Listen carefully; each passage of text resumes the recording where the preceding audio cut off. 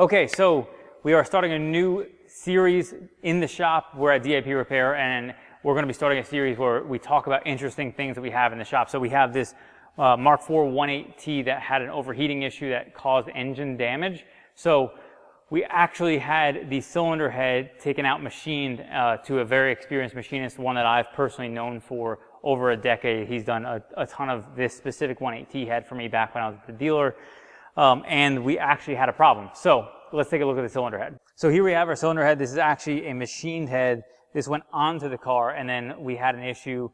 John, our tech here, had an issue after startup that it had a misfire. So he went through the process of diagnosing the misfire to try to figure out where the misfire was coming from and going down. He went through a leak down check. That's how you check basically the pressure that each individual cylinder is holding. So he had an issue with this cylinder. The leak down gauges actually go by percentage. So this one I think was 100 if my memory serves me correctly, and then the 2 and 3 had some leak down but not 100%, and then this cylinder was actually the only good one.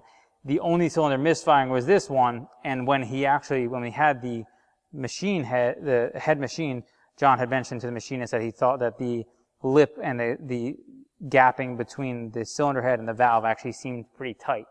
And it actually ended up being that we had contact on the valve because too much machining was done off of it, because it was so warped from all the overheating that they had to take so much material off that it got too tight of a tolerance and actually caused valve damage.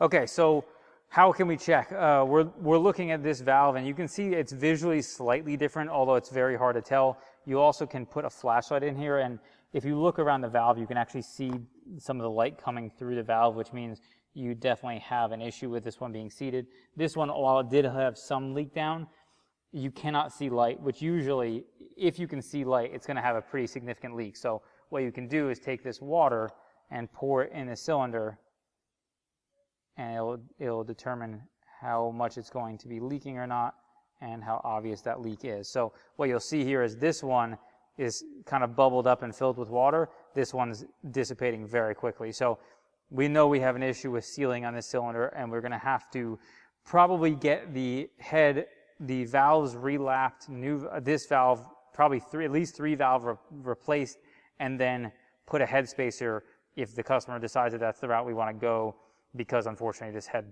is too warped because of the overheating to be able to make it a viable option. So we can either replace the head or try to put a head spacer to gap it out so we don't have this particular issue.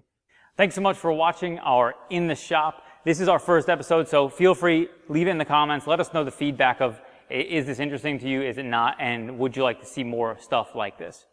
If you like this video, be sure to give it a thumbs up and subscribe for more like it.